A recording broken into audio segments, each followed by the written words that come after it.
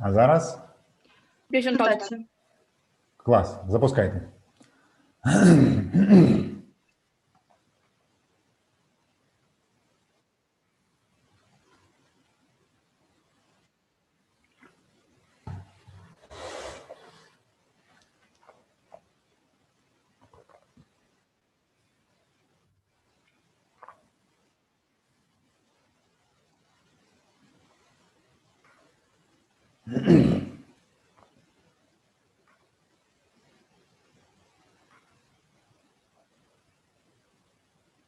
Ну що, друзі, доброго дня. Вітаю вас на сьогоднішньому навчанні. Зараз ми трошки розігріємося і подивимося, хто прийшов. Трошки ще буквально хвилинку почекаємо людей, ще не всі зібралися. І доки ми це робимо, ви можете подивитися на список, на перелік людей і, можливо, написати, хто звідки. Ви можете використовувати чат для спілкування між собою. Нагадаю, що сьогодні у нас навчання буде англійською мовою. Наш Пітч-тренер британець, який також викладає в нашій платформі «Інкубатор» на програмі по старту власного бізнесу. Тому навчання буде англійською мовою. Отже, трошки ми зібралися, і давайте почнемо з того, що я з вами трошки знову поспілкуюся через інтерактивні інструменти Zoom. Я сподіваюся, що вони зараз в мене запустяться. І таке маленьке опитування. Хто був з нами вчора? У вас зараз з'явиться на екранах опитування, вам треба буде відповісти на так чи ні. Чи знайомі ми вже?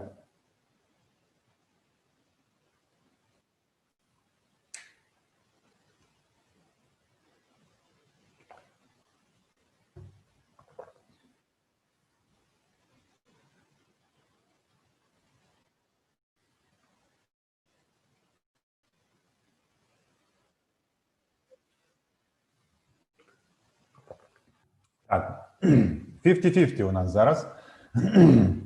Майже половина була, і трошки менше половини не було. Тобто у нас нові люди. Це вже радує. Ну і радує, що ті, хто був, також до нас приєдналися. Ну, я думаю, що ми будемо закривати це голосування. Нас проголосувало вже 85 людей. 89, 90, клас. От такий у нас результат. Тому я трошки розкажу, якщо ви не проти, то у нас нові люди, я трошки розкажу, хто ми такі, що ми робимо, і потім частину я буду розказувати вам українською мовою, а потім вже перейдемо на англійську. Отже, ви сьогодні зібралися на нашому Business Adventure Marathon, який буде 7 днів, з понеділка він почався і в понеділок він закінчиться. Кожен день, окрім неділі, ми будемо ділитися надбанням наших менторів, наших програм, всі ментори практики і експерти в тому, що вони роблять з багаторічним досвідом. І кожен день нова тема. Цей марафон, він проходить в рамках запуску нашої третьої програми по старту бізнесу, яка називається Adventure Easy Start, від бізнес-ідеї до перевіреної бізнес-моделі, і вона починається вже в лютому. Трошки про проєкт. Наш проєкт – це платформа по розвитку усвідомленого підприємництва в Україні. У нас наразі є два таких напрямки основних, це дві програми. Та програма, яка вже сказав по старту бізнесу, і програма для тих, хто працює в корпораціях або в великих компаніях і постійно запускає нові продукти, нові проєкти. І він, по суті своїй, по ментальності є підприємцем, але працює в компанії і розвиває продукти і проєкти в цій компанії. Отже, для них є окремий такий трек в програмах. Як наша програма проходить? Це 8 модулів, які по суті, дозволяють вам запустити вже ваш бізнес. Тобто це не просто теорія, яку ви послухали, а потім ви знаєте, як це робити, а ви покроково йдете і кожного разу проходите нову ланку, таку практичну, і запускаєте свій бізнес по ходу програми, спілкуєтеся з клієнтами, збираєте зворотній зв'язок, створюєте продукти, вчитеся, як його запускати, як робити дослідження, як розрахувати прибутковість проекту. Тобто за 8 тижнів ви, по суті, запускаєте свій бізнес і бачите в таких менш ризикованих умовах, чи буде він працювати на ринку, чи ні. І це зекономить багато часу, і ви будете мати доступ кожного разу до консультацій з нашими менторами, вони ж є викладачами, а також до коучів, які вам будуть допомагати пройти цей шлях.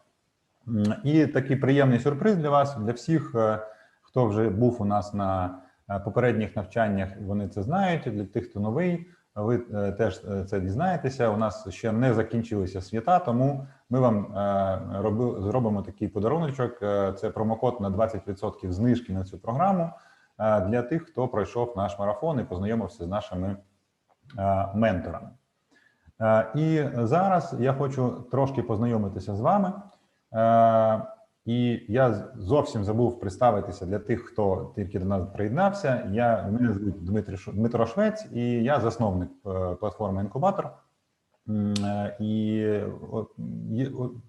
не тільки я організовую її, а ще й трошки викладаю на деяких курсах. І в рамках марафону ви теж можете ознайомитися з моїми темами. Це буде завтра по переговорах і в суботу по тому, як зрозуміти, що хоче клієнт. Зараз я вас попрошу достати свої смартфони, і для тих, хто вже у нас був, вони знають, як це робити. Хто ще не був, у вас буде така можливість це зробити. Зайти на slido.com і вбити там оцей код, BAM 13. Або сфотографувати цей QR-код і пройти на опитувальник, щоб ми трошки з вами познайомилися. І це дасть нашому спікеру можливість більш адаптувати своє навчання під тих, хто сьогодні зібрався. Отже, slido.com і код BAM 13. І щоб вам було трошки зручніше,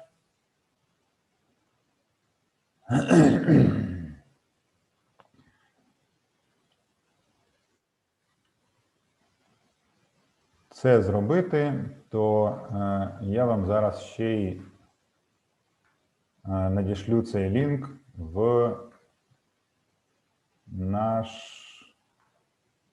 чат.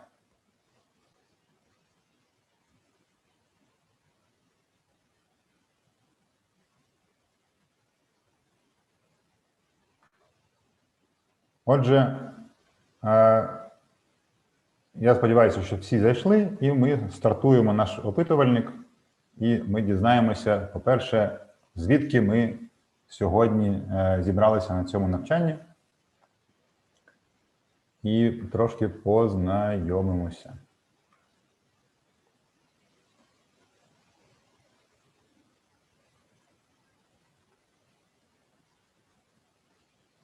Як завжди, у нас лідирує Київ. І ми бачимо, що є і інші міста, і мені це дуже радісно дізнатися, що у нас люди позбиралися з різних міст.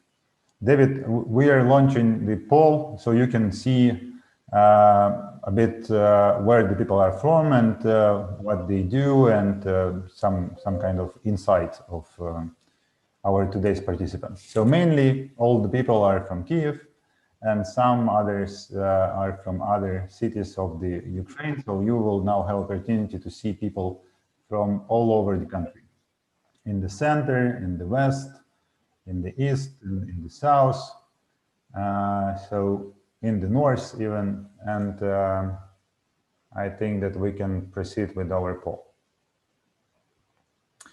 І наступне питання у нас – це з яких ви сегментів. Тут можна обирати декілька опцій. Тобто, якщо ви раптом і студент, і приватний підприємець, то ви можете обрати дві частини. Або якщо ви працюєте на когось і ще й приватний підприємець, то теж можна це визначати.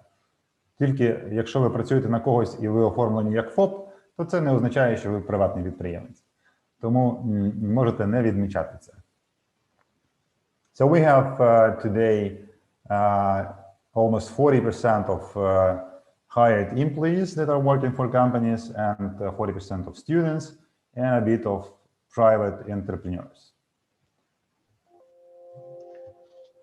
So я трошки дам ще часу, думаю, що десь хвилинку, 30 секунд на відмічання, хто ви є. It adds up to more than 100%. That's good. Yeah.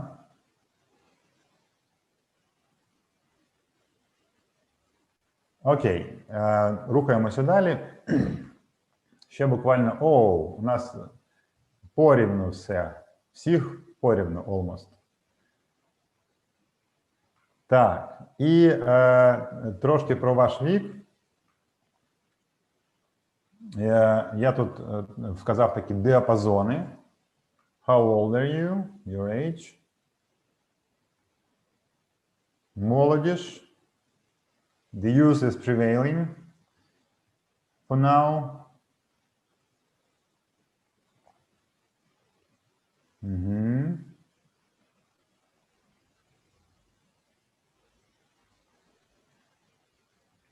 Так. Прекрасно. Дякую вам за ваші відповіді, дякую вам за ваш інтерактивчик. І найголовніше питання, навіщо ви сьогодні сюди прийшли? З чим ви хочете піти з сьогоднішнього навчання?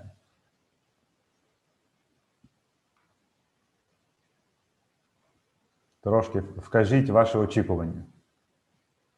Те, щоб зорієнтувати нашого викладача по тому, на чому робити наголос.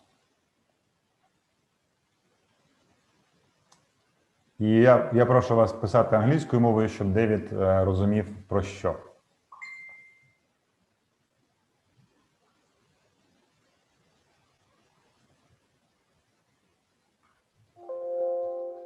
Whoever wrote practice clearly is very eager to give us a talk themselves later, so we'll give them time for that. Yeah. Добре. David, is that enough? Yeah, to just to Yeah. It's more than enough pressure on me to cover all of those things. Listening to English, I can do that one. Yeah? That will definitely be in the focus. Okay, so I will switch now to English, and I will turn off my presentation because the floor is now for David. David is, I said, is a lecturer and mentor, Pітch-тренер at our program for starting new business in n.cubator, but he also has a very huge experience being a Pítch-trенер and training a lot of startups, teams in Silicon Valley, in European projects for entrepreneurs and many other things that he has done. And so the least but not last, he is the only one person called David Trayford in this meeting. So please, without further ado, I give the word to David, and now we will enjoy his speech. Thank you. This is the closest I could get to Ukrainian colors. The blue's not quite right, but I did try. So many years ago, I went to a meeting in London, and it was a company I didn't know before. I met one of the guys, so I went to their office, and it's a film company, small film company. We were going to discuss making some films, some TV programs, and some ideas. And I went to the door upstairs. It wasn't on a street like in a shop, but up some stairs, and rang the doorbell. And this man answered the door, opened the door for me. He was, I guess, in his 40s, dressed in a dark suit, white shirt, tie, very, very standard kind of business looking, something that you would think probably would be an accountant or a lawyer or something like that. Now, this was a film company. I knew he wasn't the boss. I didn't know who this guy was. And he was doing all of the jobs, which this is going to sound horrible to all you young people, but at the time, this is about 15 or 16 years ago, usually were done by women, which was like doing the post, answering the door, or very junior people. Things have moved on from that. I didn't really mind. He was very polite. He offered me a coffee, but I could see he was doing really very important, but very basic office jobs. I had the meeting. Another night, I went out with this small company. We're in London, we go to a pub. There's about 20 of us. And this same guy, the one who'd opened the door to me, was taking the drinks orders. And he wasn't going around to each table saying just, what would you like to drink? He was asking really deep and very smart intellectual questions. You know, actually, it was a little bit too much for me. I went out to be social. I didn't really want to discuss intergalactic space travel or a lot of things I didn't know about. So I was a bit curious about him. Another time, I'm out with his boss. And I said, hey, what's with this guy, Ben? You know, he seems to have so many interests, so much knowledge, brain the size of a planet. And he's doing this really important, but very, very basic job. And Rick, the boss, said, yeah. He's also very musical. He's written 41 musicals, you know, musical like a theater with a play and music. I said, 41. I said, well, I've been in some of them in London. Maybe I've been in one. Can you tell me the name of one that's been performed? And he said, oh, not one of them has ever been performed or played by somebody else. I tell this story, it's totally true. Do not be like that guy, Ben.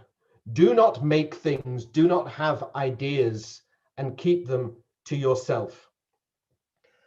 We are all, as I just saw the message from Demo, put your cameras on so I can see who I'm talking to. It's fine, it would be nice, but if you don't wish to, don't worry.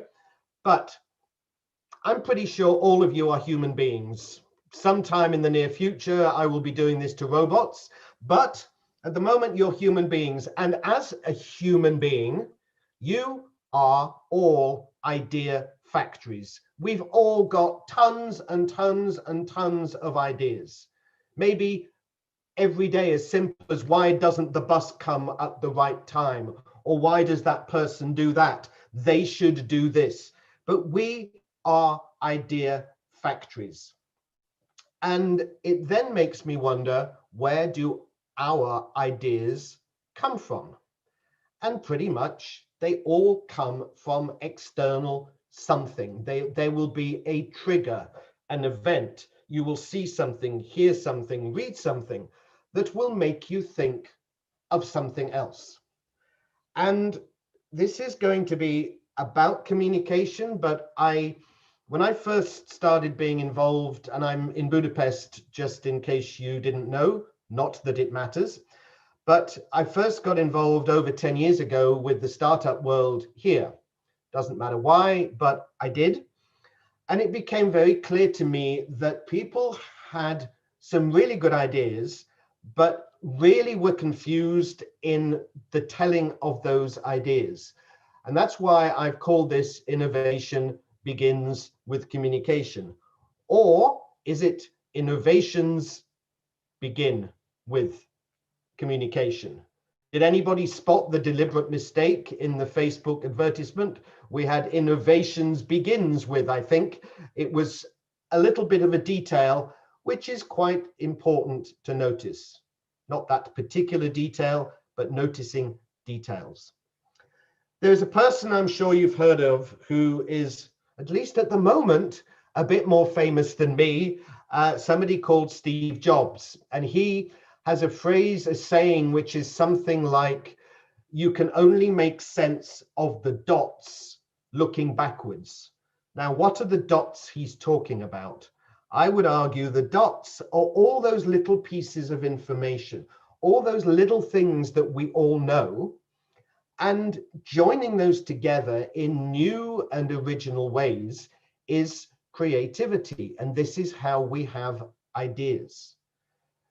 Now, the bigger your experience, the bigger your mental canvas panorama, the bigger the screen that you have got dots on, then the more you can have dots. And this is why it was interesting and important for me to know the age of you generally, because kind of logically, the older people are, the more experience they've got and the more dots, the more things they can connect together. But that doesn't mean they are more creative and have better ideas. People have said to me, yeah, but my little 3-year-old daughter is really creative. She saw the shape of a graph in one of my important books and said, Daddy, it looks like a dragon. I didn't think of that, said the guy. She must be more creative than me. And I said, no, a 3-year-old is only going to have a very small panorama and a small set of dots to connect. But her world is going to have things like fairies and dragons and things like that in it, when you as a business guy are not. So she is accessing her knowledge and experience and connecting it with something she sees that you have. You would not automatically make that connection. So I mentioned earlier about the mistake that became deliberate on the title of this talk. Getting and paying attention to details is very, very important. And whilst ideas, and especially in the startup world, we're told to have big ideas. Again, there's a Steve Jobs, I think, quotation, put a dent, a hole, a mark in the universe, make your mark, do something huge. Everyone is talking about moonshots. Elon Musk's talking about going to Mars. We must think big and big and big. Yeah, but there is, I think, a Chinese phrase that a journey of 1,000 steps begins with 1 step. And when you have the ability to look more closely and break things down and see the details of things, then suddenly your canvas, your screen, your panorama, your mental, usually mental place where you've got all your little bits is more full of things, and you can make more connections. Now, anybody who's heard me before knows I have a few rules, and my rule number 1 is never trust the technology. So I'm going to try something which I hope will work, but it's not that high tech. At the moment, I can't even get the mouse to work right now. Can you see that? Yep. Now, Yes. Yes, we can see. Yes. yeah, UK. Okay, what's that? Hammer. Yeah. A hammer? A hammer. Yeah, you're all right. I even have, because I did the test of whether I could make that appear or not with Demetrio earlier, I even have a real one here. You can't really see it because I have the background. I call this, when I go to talk to big companies, I say to them, do you want to see my company innovation tool? And they go, yeah. And I produce this. And then I say, pretty much as I say to you, what's this? And most people say, a hammer. And I look and go, yeah. And I wait. And usually somebody says, well, it could be a weapon. Yeah. And slowly people start to make other suggestions. My favorite, you can use this to keep the door from opening, excuse me, or closing. You could even put it the end of books to stop them falling. I've been using, if not this particular hammer, but something similar, depending if in the days we could travel, whether I could take it on an aeroplane or not. I've been using this for quite a few years. No one has ever answered me, it's a piece of wood and it's a piece of metal. As people, we generally stick at the labels. We don't go deep into what things are, whether it's an object or whether it's even ourselves. I'll go back, I'll take that one away. It's really important because there is another, I'm sure you will have the equivalent, but we have another phrase in English, the devil is in the details. We're here really today in a program about businesses, having business ideas, developing things. The difference that you will make if you start a business, because honestly, there's probably no really new big ideas in the world. I was reading a lot about this today, actually. But where you will make a difference is in a detail, and getting to understanding and getting the practice. Somebody wanted to use the word practice. A very important practice you could do is look beyond the label, beyond the obvious, into something. What is that made of? We don't need to go down to the atom level, but with quantum computing coming out, a lot of people are. But the details and what things actually are is so important. As humans, not only are we idea factories, but we love being labeled things. We like being labeled something positive. I was labeled at school, he's not very good at mathematics. And funnily enough, for several years, everything I did, it was okay if I wasn't good at mathematics because I have the label, David's not good at maths.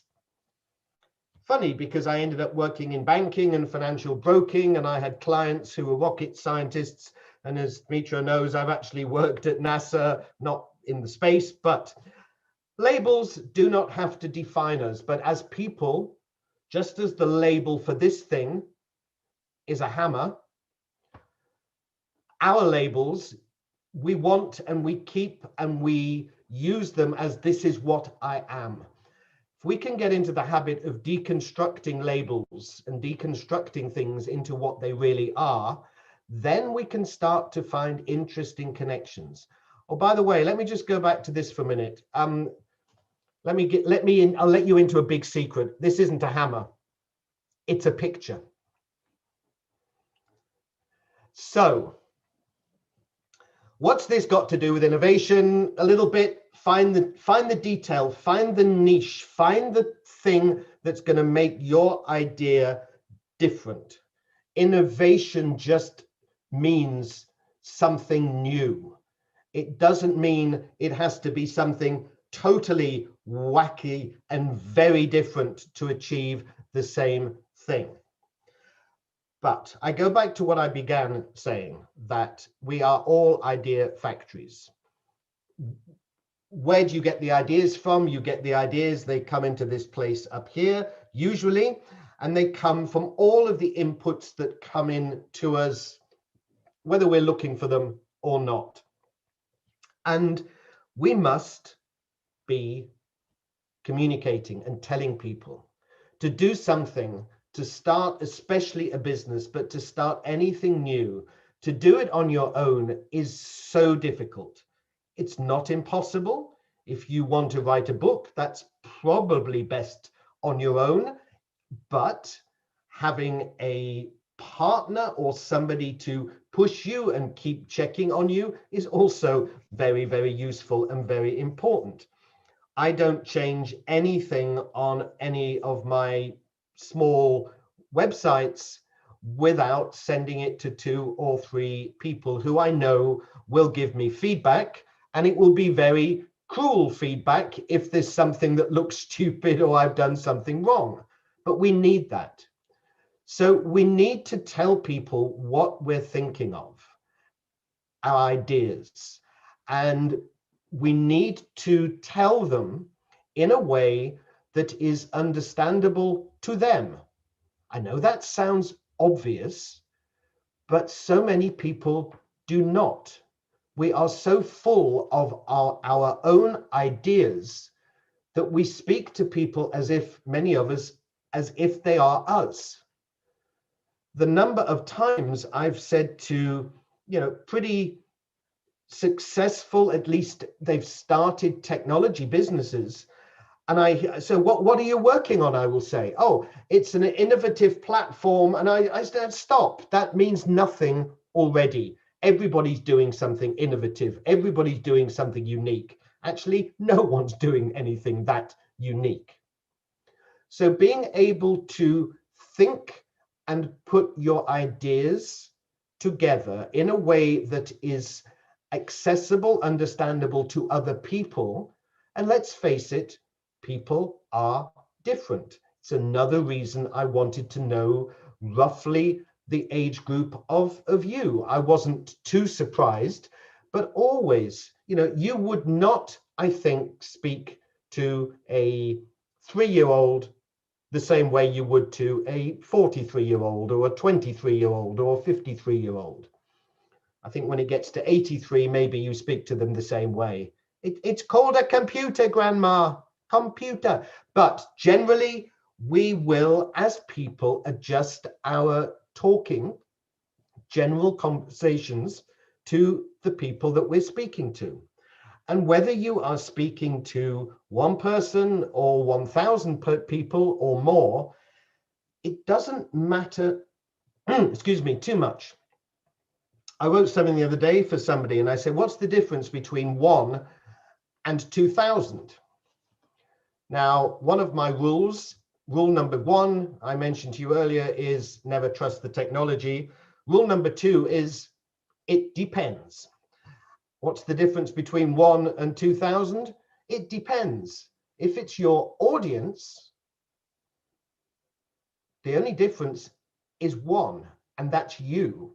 You're the one that adapts, whether you're having a one-to-one conversation or on a stage or differently on Zoom or something like this, to 50, 100, 20,000 people.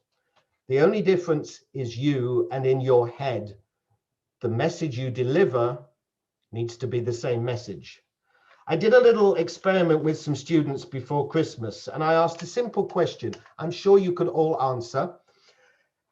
And the question was, where do you live? I got people telling me their address, their country. I live in a house, I live in a room in a flat, I live in a city. Many different answers to the same question. So we need to be precise. We need to be aware that people are going to interpret what we say differently. And so we need to take that into some consideration. You are of a range of ages. I know you are all in, I think pretty much all in Ukraine. That hasn't affected what I'm going to do or say very much. But if there were people in, I don't know, 2 people in Singapore and 1 in America, then I would maybe make some reference to, thank you for staying up late at night or good morning. I don't know, but always find out and be aware of who you're speaking to. And nothing I'm saying is real rocket science. And when I was at NASA, I used to love standing on a stage and saying, what I'm talking to you about is not rocket science. Most of the audience will go, yeah, we know rocket science. So I will put in the chat a little later some notes, but I will go through the, hello, someone's in London. Locked in, I guess. I got out of there in December. I was there for 5 days. I got out of there before it got too difficult, but yeah, strange times we are in. So yeah, you're only 2 hours difference, 1 hour different from me and 2 hours from the Ukrainians.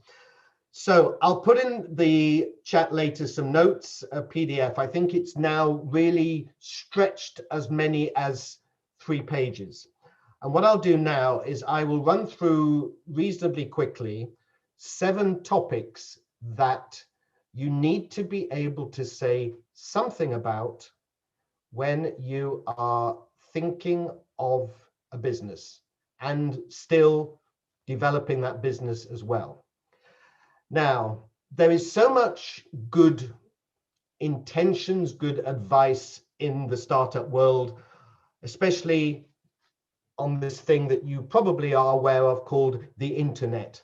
However, a huge amount of this advice is coming from people who've copied somebody else and somebody else and somebody else, and it's not really considering the startup world, especially the tech startup world, is supposed to be disruptive and doing things new.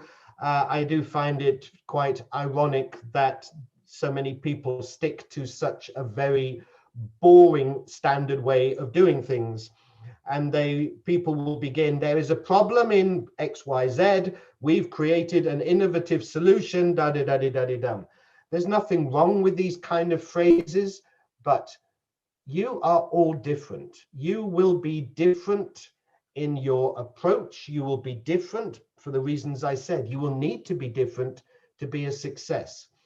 So listening to comments 10 or more years ago, when I started getting involved with the startup world, I realized that people are going to succeed or not, especially at the beginning, by being clear in the communication. And so many programs will only do presentation training towards the end of the program. And as I've been saying since I began talking, whatever it was, the minute you have an idea, you need to be telling people about it. You don't want to go necessarily into some top secret special something that you've developed, but you need to figure out telling people so you get feedback and you get people to come and help you, and people will.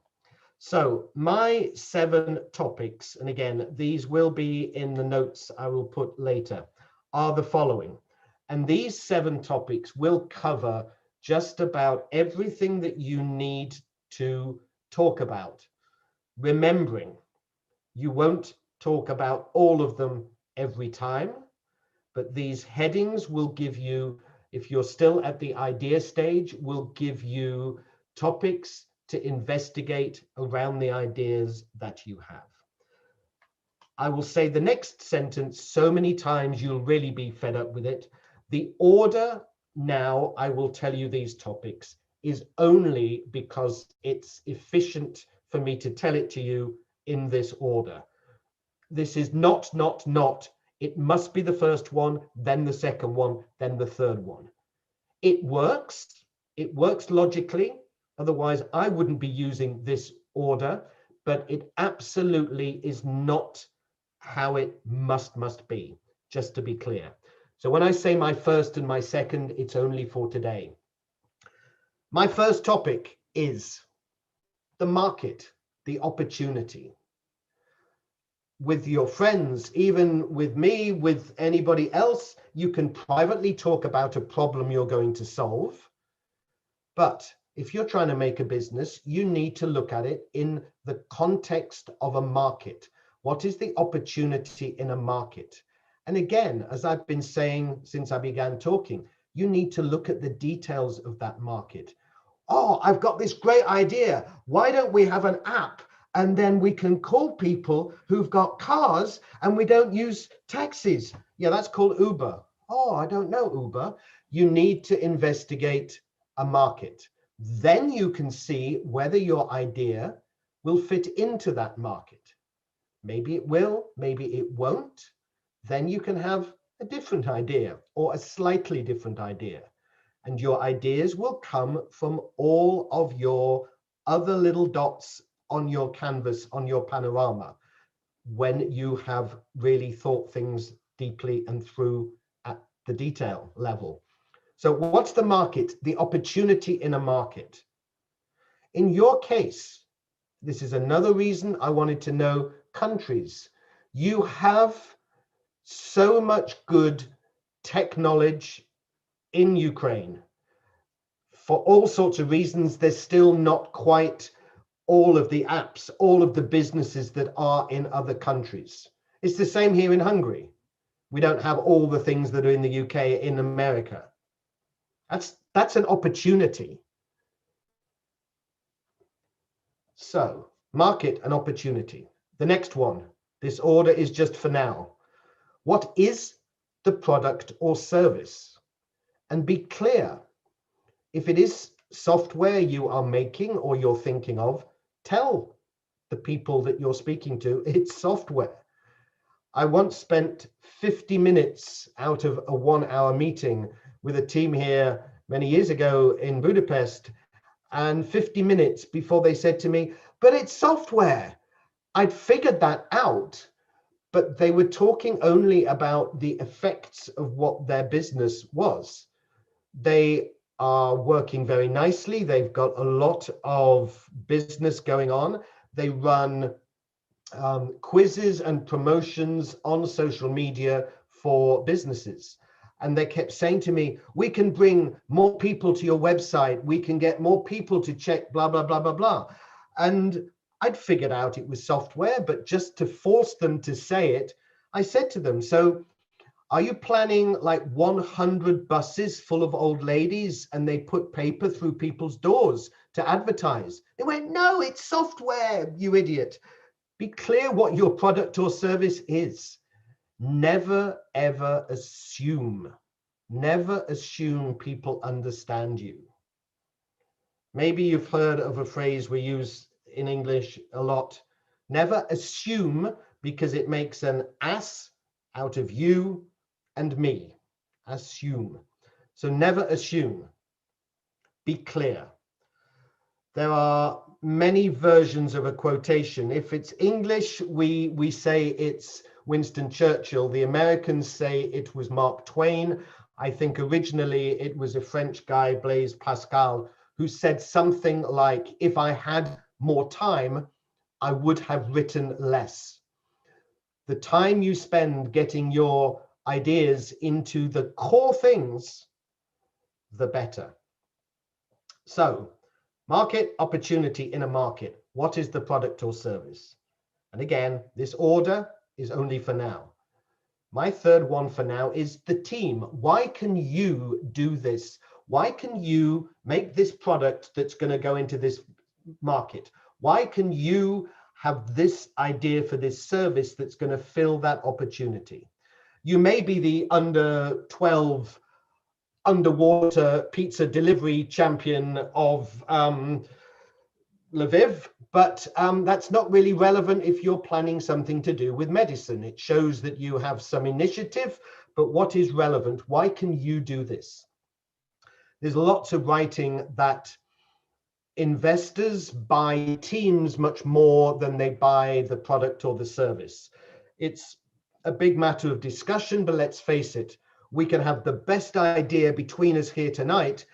If let's have an idea about a new type of satellite, if nobody here has any experience at all in space or knowing what to do, it's going to stay an idea. So the connection of the team to the particular idea, the product or service, is very important.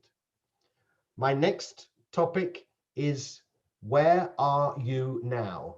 I don't mean Kiev, I don't mean Ukraine. Where are you now with the idea or the business? And I always say, where are you now honestly? I had a guy in Spain a few years ago who said, we're working with Google and Amazon. And I went, wow, and you've only been operating 3 months? He said, yes.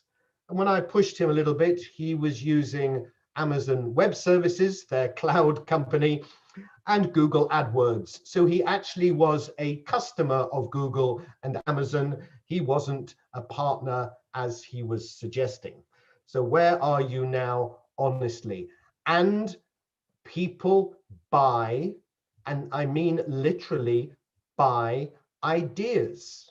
That might be investment. It might be actually, okay, there is $10. I will give you another 50 when you make that thing. People will buy ideas. There is nothing to be ashamed of about presenting, excuse me, an idea. But where are you now honestly? If you have built a business and you've got a certain number of customers and users. Again, you don't want to give away top secret information, but pretty much most information is going to be necessary to tell people at some point, depending who the people are you're speaking to. So we've got the market, the opportunity, the product or service, the team. Where are you now? Now, what comes after now? What are you going to do next? What are your plans? In 3 months, we plan this. In 6 months, we plan that. The time you talk about, be it 3 weeks, 3 years, depends totally on what it is that your idea or your business is. A good investor, a good partner, somebody that you want to work with, a good one, will understand that everything you say that's going to happen, even next week, is a little bit of a fantasy and a prayer, as long as what you are doing now or what you've said you plan to do next week is a logical first step, or the things you've already done are logical first steps to go to where you want to go with this business, with this opportunity in this market, then that's okay. Nobody is expecting you, or put it this way, a good partner, a good investor should not be expecting you to be hitting exactly in 3 weeks and 2 hours, we will have 5,000 customers and we will have this much money coming in. Last year, who saw the virus coming? Maybe somebody did, but they're not telling us. Life gets in the way. If I think that's your left and that's your right, if that's where you are now and that's where you want to get to, it's not like that. Just as if you were climbing up a mountain, it's not like that. It's like that. And if you are successful in what you're doing, you won't get there. You'll get up there somewhere, but it's never going to be a straight path. So having a plan, having a strategy is important, but it needs to be realistic and based upon what you've done already or what you're going to do or the goal of your idea. I realize many of you are still even wondering what you want to do. That is still fine. So we've got market opportunity, product service, and this can work for other things as well. It doesn't have to be a business. The team, where are you now? Where are you going?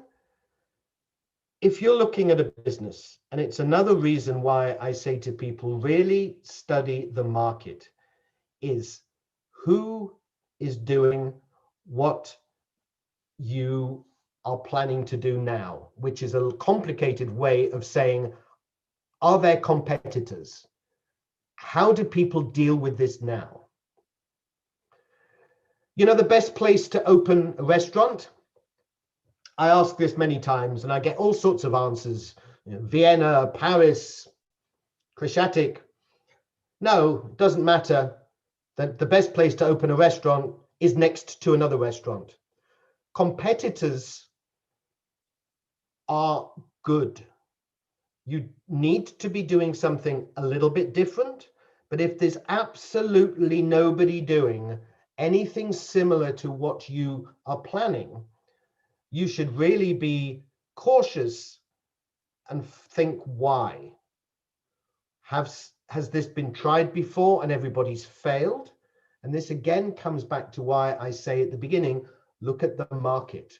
I'm thinking of doing a business in this area. Now, again, you have a more unique situation because there will be opportunities in Ukraine to launch things that are already in other countries. That's fine. You should still find out who would be the competitors in other countries if you were to launch in another country. It can mean that if you succeed in Ukraine, it may not be possible for you to go and do the same thing in the UK because another company has got a huge part of the market. and your difference is not going to be relevant in that culture or with that food or whatever. It can be that they want to buy you. Oh, let's go to Ukraine. Oh, we don't need to start our XYZ business. We just buy the people who are there already. There is a very famous German company called Rocket, and basically for many years they've not done so well recently. All they did was start copycat businesses. Somebody will launch a online shoe company in America like Zappos. Rocket launched one in Germany. Somebody launched a particular fashion type of business in America. It was copied. There is, I'm not saying go and copy everything, but you do have the opportunity to see and start things where you are that would not be possible in other countries. But knowing who is in that market is super, super important. You can even steal some of their advertising ideas or paraphrase them or do something, but knowing who's out there is so important.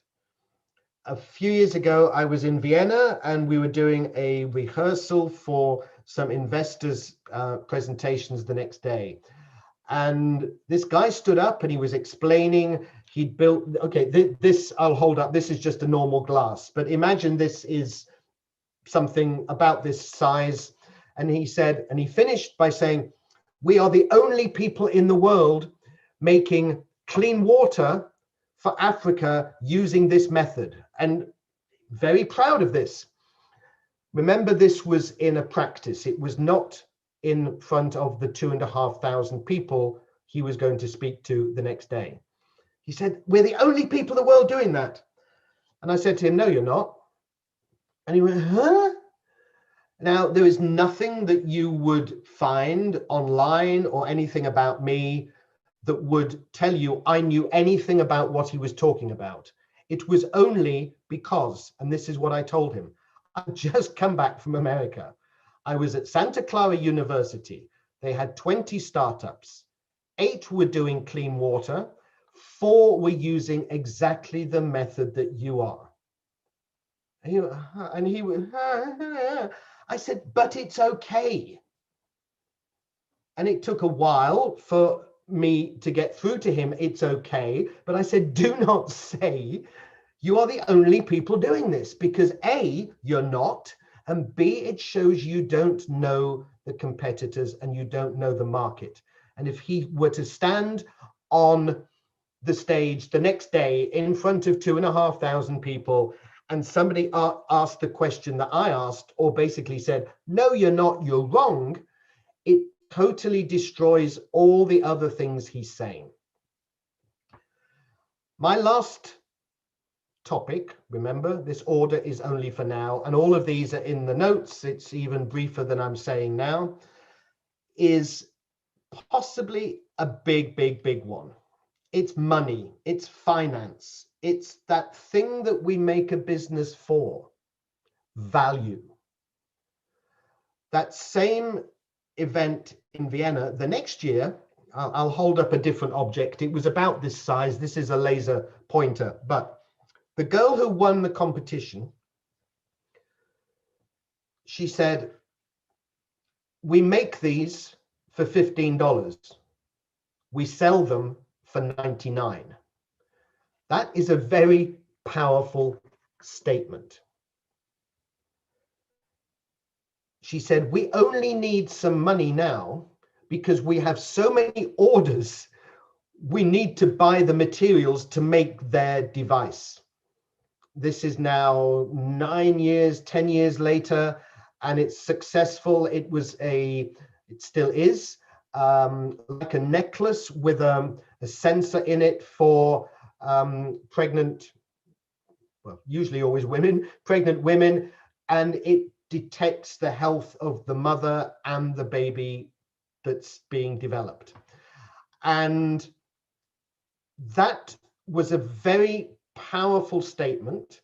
It told us the profit they make, which again, you might think is a piece of intelligence, of knowledge that you don't want the world to know. But honestly, for $100, people are going to be very happy with that device that works and want the business to do well. Yeah, it's okay to make money, honestly. She gave away a piece of information that was very important and showed how much money they make. She then said, we only need money to buy materials to fulfill, to deliver orders we've already got. This wasn't a, please give me €500,000 so I can develop my idea. It was very strong, concrete, clear numbers, finance, money, and showing value. That doesn't mean all three are necessary to talk about every single time. Now, there's two topics. I will wrap up in a moment or two. There's two topics that I can talk about and I use as examples to any group of people and any country I've been to in the world. One, sadly, is diabetes, and I'm not making fun of diabetes. My dad was a diabetic. And the other one is pizza. And many years ago, I was on a call with a guy, a very super intelligent guy, trying to explain his finance business, his fintech idea. I had no clue what he was talking about. And as I said earlier, I used to work in a bank and working in some fairly complicated financial things. I had no clue. And I said to him, look, stop. Let me just make something up now to give you an example. And honestly, this was something that just came to me as I was speaking to him. But like so many things, it came from my canvas and my little dots and my experience. And I'm still using it right now because I'm going to tell it to you. So if you heard the following: diabetes, a skin patch, $15, medical doctor, 400 million people. Most of you listening, if not all of you, will have a pretty good idea of what I'm talking about. So it's a skin patch for diabetics. What does it do? You add in one more fact. Whatever it does, delivers insulin, measures your glucose level. $15, what's that? Cost to make, cost to buy. You add in one more fact. 7 facts, and you are telling a pretty complete enough set of things for people to understand what you're doing. This is not about making everything into a tweet. It's about getting to the core. And on the notes, what I suggest people do, and again, this is why really working with people is super important. Look at those 7 topics, and whatever stage you are at, whether it's an idea or you have a business, think of the most important up to, that's not a target, but no more than 7 words or facts in each of those topics. You will end up with, I can still do mathematics, 7 topics, maximum 7, 49 words or facts. I'm very kind. You can have 50. That's a limit. If you get your thoughts into that, and we used to do this when I worked in America with these highly, dare I say, overeducated people on this NASA base, they'd come to me and I would say to do the exercise on a piece of paper. But we've got iPads. I said, do it on a piece of paper. And they'd come to me with their paper with 40, 50 words and numbers. And I'll say, okay, I don't want to see them today. And where we were in Silicon Valley, in Mountain View, there's a very famous cafe. And I say, go to the Red Rock Cafe, find someone who looks like they're not running Facebook or Google, give them your paper, buy them a coffee. When you go back with their coffee, get them to tell you what you are working on based on those words and numbers. If they can't do it, you've got the wrong words. They won't be stupid people. And you can do the same. You can come up with, it doesn't have to be that many, but come up with the really most important words. There's a simple exercise on the notes about how to do this, and that brings up your subconscious, whatever. It's super, super simple. But if you can get those things so that somebody said to you, diabetes, a skin patch for insulin, it costs $15 a week. I'm a medical doctor, I've invented that. There's 400 million people in the world, I think it's more now, sadly, with diabetics. Wow, people will understand what you're doing. The other topic I will finish on, because it's that kind of time of night. Why do I talk about pizza? Because pizza, we all know what pizza is. So any audience, anywhere in the world will know what a pizza is, whether they eat them or not. And pizza is the base. In England, we call it the dough. It's that bread thing, the bottom. Then it's the tomato sauce, then it's the tomato, the salad, etc., etc., etc. Those are all the ingredients. Your list of words are the ingredients about your idea or your business. And just like you can take the ingredients for a pizza and make a meal that looks nothing like a pizza, you don't have to always talk about what you are working on in the same way. That's called having a conversation. And that's my whole theory of this. We don't do presentations, we have conversations. We have conversations with people in a way that is suitable for the person we are talking to or the people we're speaking to. We come up with ideas by just breaking things down. So this is no longer a hammer only. It's a piece of wood. It's a weapon. It's a metal thing. We could do lots of things with that. I don't want to keep programming you with weapons. Break things down. Analyze yourself mentally. Think of your ideas. Why that idea? Take labels off things. Let's mix metaphors. Think of those Lego boxes that you can buy and build a car. And then you can take the car to pieces and build something extra. Your thoughts are the same. Your experiences are the same. The words, the relevant numbers that are relating to your business or your idea, and it can be an idea. It doesn't have to be a business. It could be, I don't know, dare I say, in the world we have at the moment, a new political party. I think every country in the world probably needs a new one right now. But it doesn't matter whether you don't want to start a business or not. Sharing your idea, your ideas is the most important thing. And that's why I will end with what the title of this is. I believe innovation begins with communication. I'm done.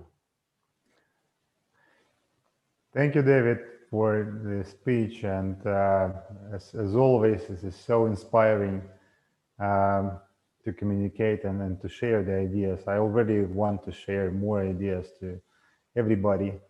And I see that almost everybody stayed with us till the end. So it is also very good.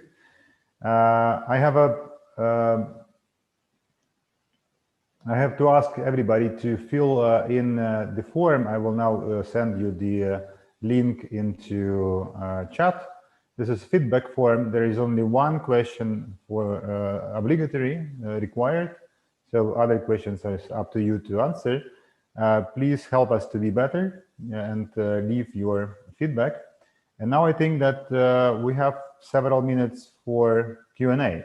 Yeah. Yeah, I can stay here. I'm just trying to find the document. I think I found it. No, that's the wrong one because you are not in Lisbon.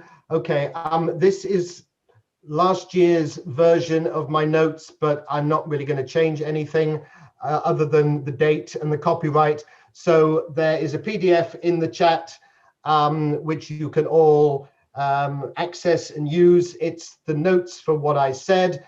And there is, I think, a general email for me, rather than David @ it's got info @, but they all come into me anyway. Feel free to email me. I will reply as quickly as I can, given I do have a few other things to do. But as you might imagine, I was working on an event on for the 21st of January with the UK government. Funnily enough, and I think we can figure out why anything with the UK government has been cancelled or postponed. So I have a little bit more time than otherwise, but yeah, I'm doing a few things. But send me your ideas, give me your feedback.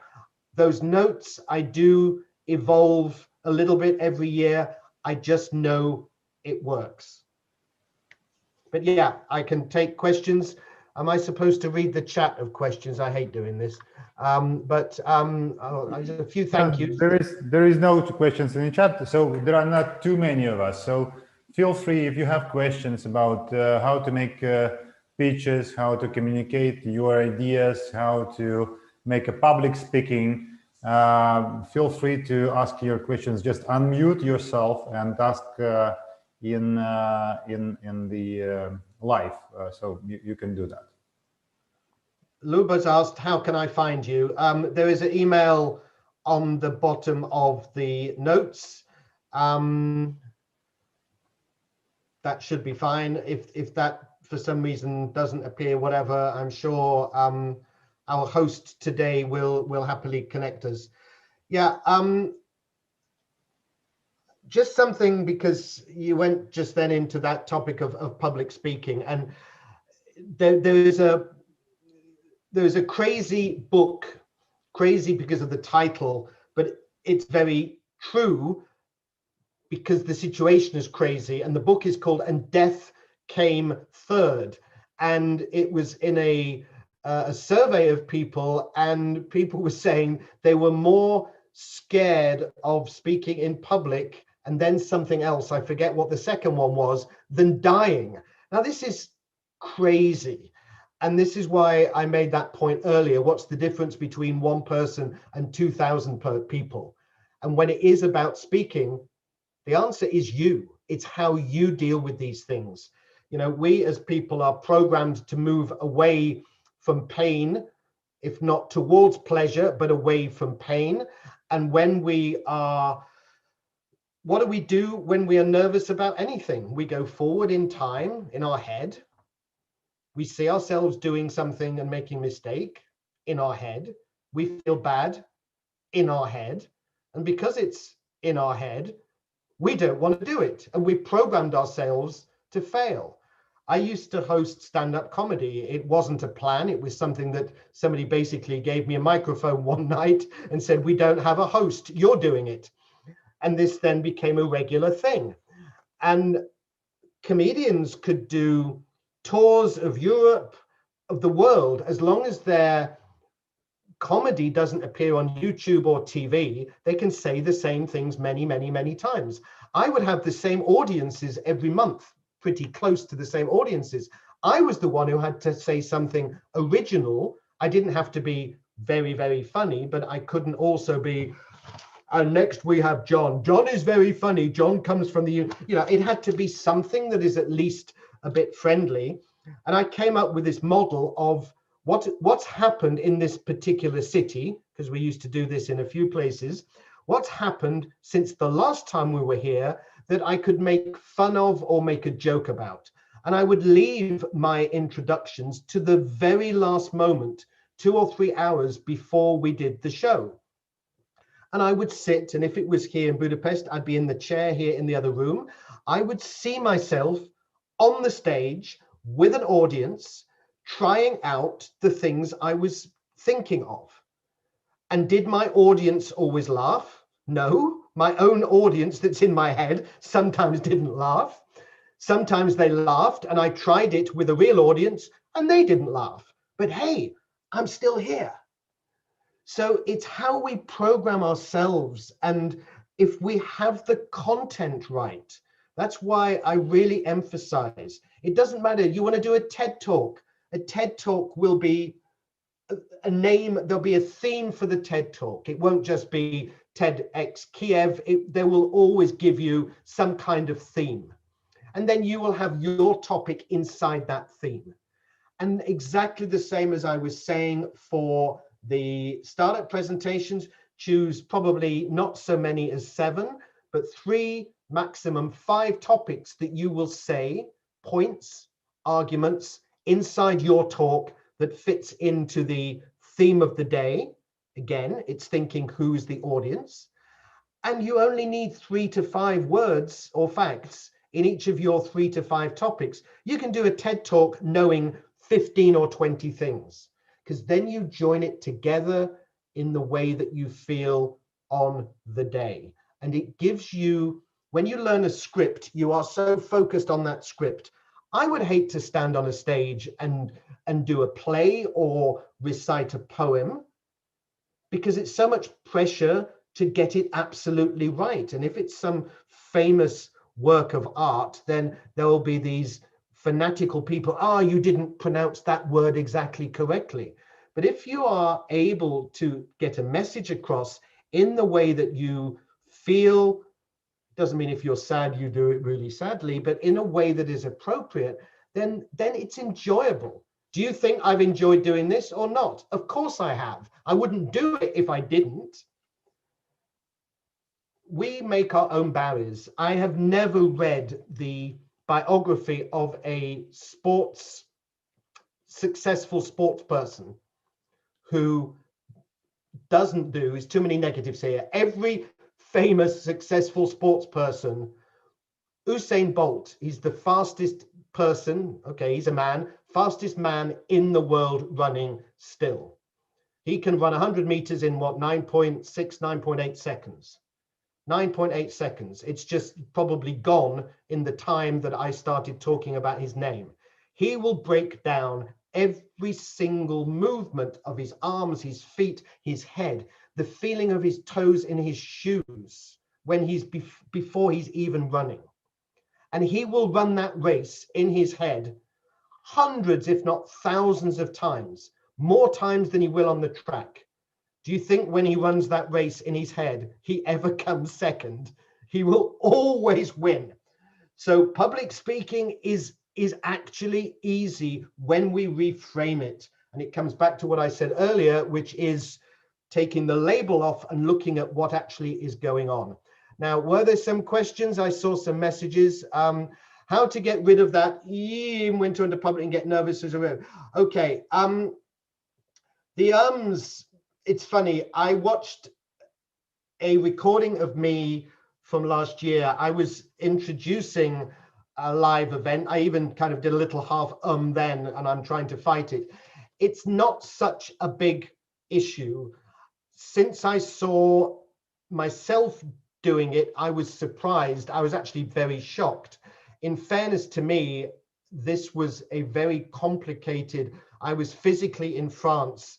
I had people, I was coordinating a panel with people between like Singapore, in the audience, San Francisco, Chicago, etc., and say somebody on the stage with me.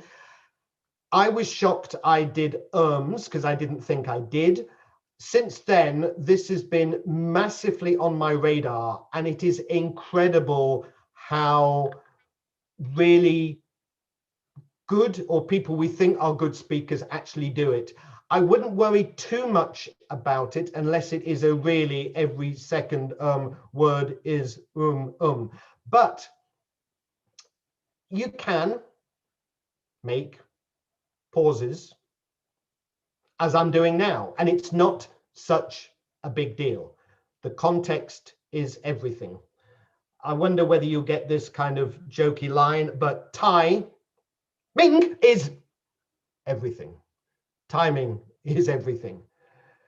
But again, when you are not trying to deliver so many things, your mental bandwidth is available to take into consideration what's going on around you and to listen to yourself, to be able to speed up when you want to have more passion, to slow down when it's important. And if you have the fewest things that you need to say to make your point, then you've got the mental ability to be aware of what you are doing so that what you are doing is correct for that particular audience.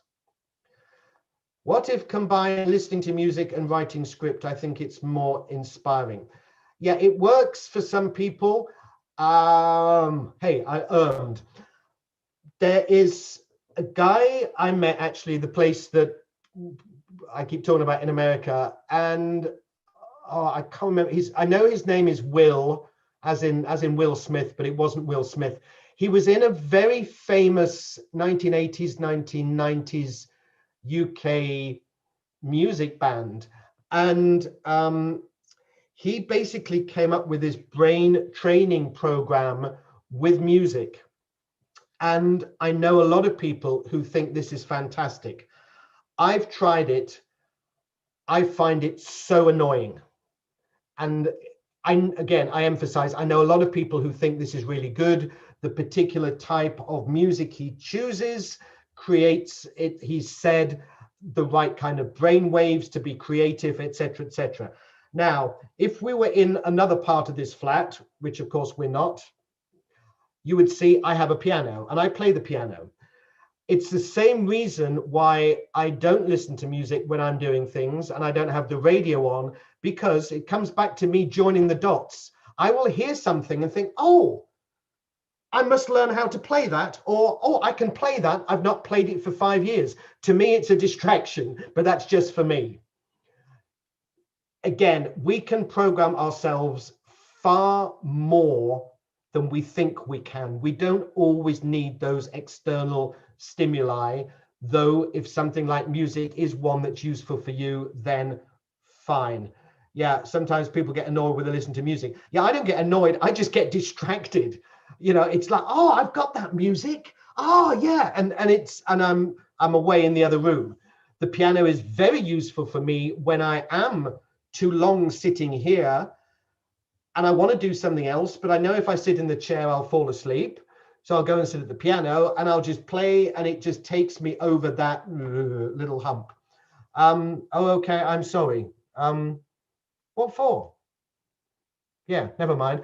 Right, let me just see. So yeah, pauses are good, but see, I earned.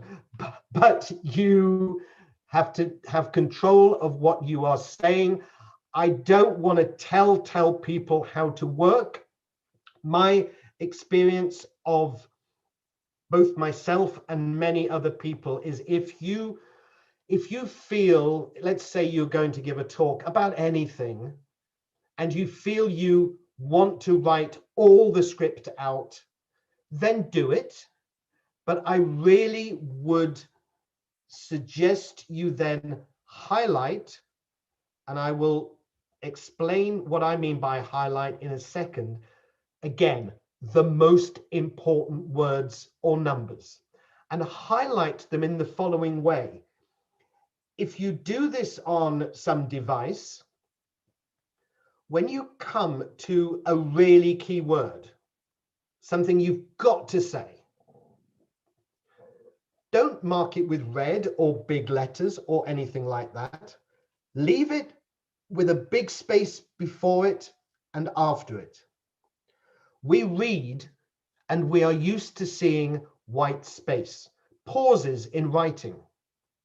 So if you put a red, like one of the red marker pens on books and things, if you highlight on a screen or on a piece of paper, our eye will see that coming up before we get there. We are programming ourselves. Oh, be careful, something I must pay attention to. Oh. Whereas we're used to seeing white space. So sometimes when I work with people who really say, no, I've got to write a script, I won't learn it word for word, I just want to get the flow, I said, okay. And they'll send me 1 or 2 pages and I will then edit them. And I edit it. I'm not going to change their words. It's not my work. I will just rearrange so that the keywords and numbers have a lot of white space around them. White space doesn't trigger us to be, oh, what's coming up? What's coming up? I must be cautious. We just accept the white space. And then by reading it and reading it and reading it, by physically having a pause before that word or fact. We are programming this muscle memory, just as Usain Bolt will have muscle memory from all the times he's run the race. Our muscle, our brain, will have been programmed to leave a pause before that word. Anybody else? One new message. You used the word. Yes. The first time I went to work in America, second or third person I bumped into was a Bulgarian girl who I'd worked with on a competition, so she won a place to go to this school in America. Very nice, very well spoken, meaning good level of English. She'd been in California about 7 weeks before I got there. Every second word she used was awesome. I'd say awesome, awesome, awesome, awesome. So I do make fun of awesome, and I've probably said it more times now than in the last 2 years. But when later that same day, having met her, I then did my introductory talk, basically just saying, hi, this is me and what I'm doing. I did say to this audience on this NASA base, by the way, being English in my DNA, I'm not allowed to use the A word. And I could see them going, which word? You know, and I would say, and I got somebody to shout awesome from the audience. 4 weeks later, we were in this, say, NASA base with all these technology things and medicine going on. As I did my closing speech to this group of people, and I said, oh, what you didn't realize was 2 weeks after I came here, I was in the laboratory, I had my DNA changed. It's very painful for me, but I just about now can say the word awesome. And I got a big round of applause for that. But no, it's fine. It's fine. It's just, again, a word that I see and I hear that triggers me to remember that story. The art of telling anybody anything is to say things that makes them curious about wanting to know more. And you do that by having the most accurate words. These become trigger words. Just if you go in a shop and you, oh, that's the perfume my grandma used to have, or bread. Oh, that's when we used to do that. Or that piece of that song on the radio. Oh, that was the summer of 2015 when we did this. These are all triggers. Figuring out the most important things on your ideas become triggers for you. Then you start to have that word again, conversations. Hi, David. Hello, who's that? Hi, it's me, Anna, who is in London. Okay, there you are. Yes. Hi, okay. everybody. Yeah, I decided to be a little bit more brave, and thanks for a really nice lecture about innovations and communications. Yeah. Just because I have a hammer, you don't. I'll put it down. You don't need I to hope be it's brave. not. It's not about my question. It's like how many. You nailed down perfectly about how to do communication and like inspiring speeches. And I know for some business people, and they can have amazing business ideas. They have a really nice maybe product, but they really struggle to pitch and do a proper presentation. Even it's an awesome, I would not say an amazing product, as you say. And they really cannot perform or present their product properly. What would be your best advice? Like, what should we do if we struggle to present our ideas or our business, let's say, product or whatever we create? The fact that you slipped into the word "our" suggests perhaps you're talking a little bit about yourself, but you do not have to answer me that. You don't have to answer me that. I'm not going to turn into a psychiatrist, don't worry. But honestly, do the steps I said. Think about who and why. And okay, it's at the moment pretty much, not always, but generally online. But I used to say to people, I would be a very annoying speaker because I would want a plan, I'd want photographs of a physical place where I was going to be speaking at. One poor girl in Romania, I did not ask her to do this, but she drove for 2.5 hours once to take some pictures of a lecture room in a different campus of the university that she was arranging the event at, so she could send me photographs. I would have been happy with just like a rough drawing from somebody who was there. But she did all this. And of course, you know what happened when we got to the university gave us a different room. It doesn't matter. But even those things, that is the level I will go to. And many people will go even more to find out the physical location, because, you know, you can't see this. I am sitting down, and I'm not sitting in a very comfortable chair. I'm sitting on a stool with no, if I lean back, I will fall over. This is a real background, but this keeps me in a particular way. And you can see just then I move my hands. I like to move. Somebody put a quote on Twitter from me, though it wasn't my original quote, that motion creates emotion and action creates reaction. I love a big stage because I love walking around if I'm doing a talk, but I can't here, so I have to adapt. And the answer, I'll try and make it shorter to what you're saying, is why, how, where you are speaking.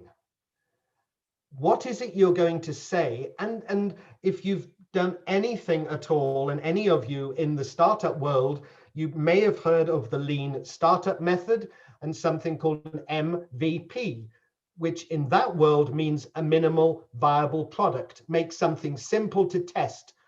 I say to people, make an MVP. Make a minimal viable presentation. You're doing that with a list of 30, 40, 50 words. If you can give those to people so they understand, then you know, and let's face it, it's going to be your idea or your business. The good news is nobody knows more about it than you. The bad news is you know everything about the business and you want to tell everything. But just as I said about the pizza and the ingredients, if you were to move into a new home and you wanted to make a pizza and you went to the supermarket and you bought all of the ingredients, you bought the oil to make fried something or whatever. You actually made the base from the flour and the water, whatever. I think you probably would not use all of the oil. You would not use all of the flour. You certainly wouldn't use all of the water in the world. You do not need all of your ingredients. You don't need to say everything about the topic you're talking about. It's why I keep emphasizing this word. Think of these as conversations. I'm thinking of this as a conversation, even though I know 99.9% of it is me talking. I'm getting feedback from the chat. I'm getting feedback from your questions now. I've hosted events where you cannot see the audience, but if your head is not so full of your own feelings and are you going to screw up, but paying attention to the audience, are they keeping still? Are they moving? Is something going on? By having that ability to do, and even me as a man, I can do more than one thing. I know women are much better at multitasking, but by not having a million things that I want to say, but knowing I must cover this point, and that point. When I talk about this point, I must mention this fact, that word, and that word. And doing it that way, you can enjoy it. And this removes, honestly, a huge percentage of any anxiety that people have. It's like, I think anybody could go in front of 25,000 people and go, hi. So it's not the process of communicating in front of people. It's the amount, the quantity of what you're going to say. And as I said earlier, you're pre-programming ourselves. I won't say you specifically, but people pre-program themselves to fail because they're seeing themselves failing in their head, because it's in their head. They've set them, oh, I'm not going to do that. It's scary. Have you done it? No, I'm sure it will be. Huh? We'll do it. It might not be. Does that answer a little bit? If you're still there? Yeah, thank you very much. No, I'm still here, listening carefully. Content first, then the performance can come afterwards. Thank you. Thank you very much. You're welcome. Ah, you speak as well as write. You're welcome. Sure.